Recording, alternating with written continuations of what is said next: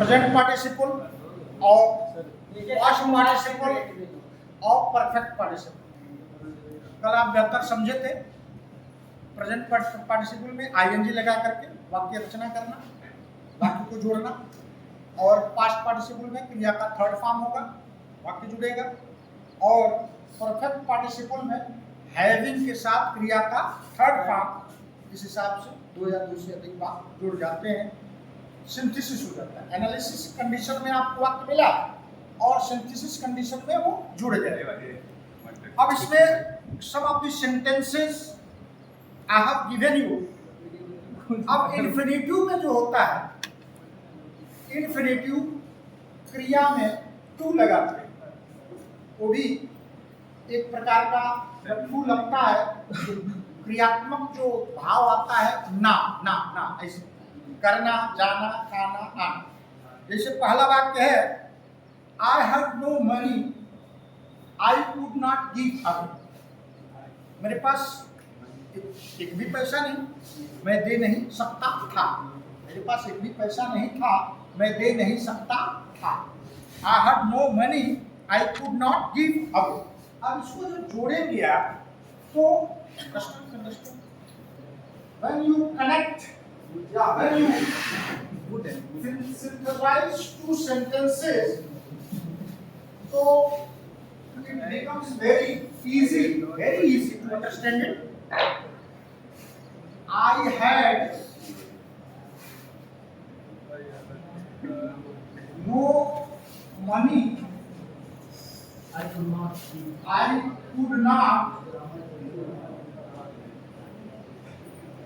give away. अब इसको infinitive लगाकर बोलना है। इन्फिनिटिव में क्रिया में टू लग, क्रिया के पहले टू लग जाता है। ध्यान देना, जैसे आई हैड नो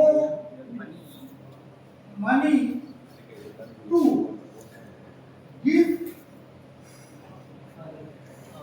ये क्रिया में हो गया, जुड़ गए।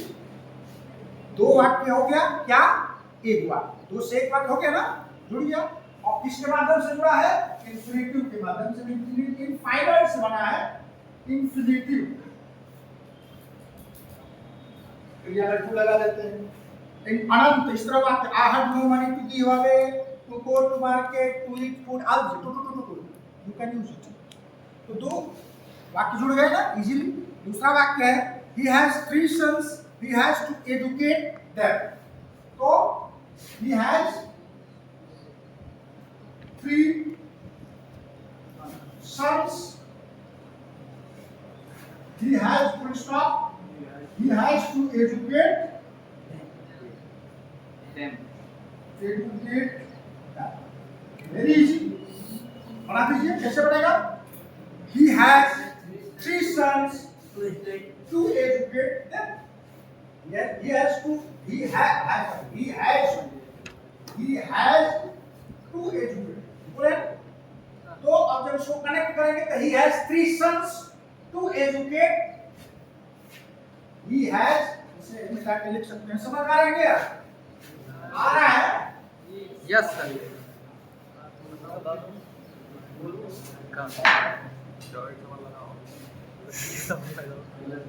He has three sons to educate. them ना भी लगाए कभी चले, क्योंकि sons लगा है तो he has three sons to educate, और them भी लगा देंगे तो कोई दिक्कत नहीं। he has। अगला वाक्य क्या है? he is very weak, he cannot run. अब एक चीज ध्यान देना, कुछ चीजें ऐसी होती हैं जो वार्ता में निगेटिव सेंस लेकर आ जाती है। जैसे वह इतना कमजोर है, माने वो चलने में बहुत कमजोर है ना, या वह दौड़ने में बहुत कमजोर है, माने इतना कमजोर है कि दौड़ नहीं सकता है कि नहीं। तो इसका एक सेंस है कॉम्प्लेक्स और सिंपल बनाने का। सिंपल जब बनाते हैं तो नियम जान लीजिए, मुस्कुराइए नहीं, ध्यान दीजिए, ज्ञान काम करेगा परीक्षा के हाल में। स्माइलिंग काम नहीं करेगा। तो my dear students, try to pay attention whatever I am delivering you. जैसे he is weak, very weak, he cannot run. तो वह दौड़ने में बहुत कमजोर है, तो उसके लिए टी डबल ओ लगाते हैं, टी डबल। वह दौड़ने में बहुत है, उसको ऐसे बनाएंगे, एक वाक्य जब बनाएंगे, दो वाक्य है, जब एक वाक्य बनाएंगे तो he is very weak, he cannot run. तो अगर कॉम्प्लेक्स में बनाते हैं तो कहा जाता है कि he is so weak that he can not. Connective complex से चुन जाता है, कनेक्ट करते हैं कॉम्प्लेक्स में। लेकिन जब सिंपल में बनाना हो तो सूत्र ये है,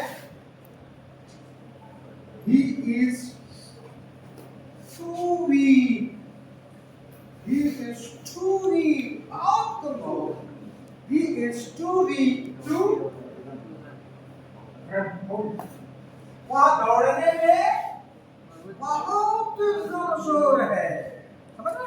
मैंने इतना कमजोर है कि दौड़ नहीं सकता। अगला वाक्य है, man works day and night, he has to support his, बहुत इजी है। Man works day and night to support his family. Clear हो गया? अगला वाक्य है, Nita is very poor, she can not carry on her studies.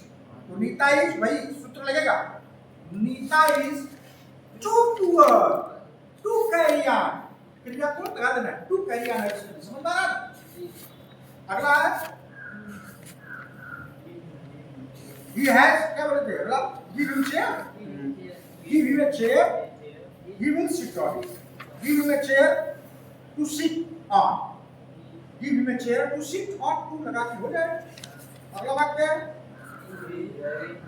he is very, वही भाव है, बताओ, he is क्या हुआ, too fat to run, he is too fat, he is too fat to run fast, T double, ठीक है? और कोई हो गया? चलिए, ओके ओके।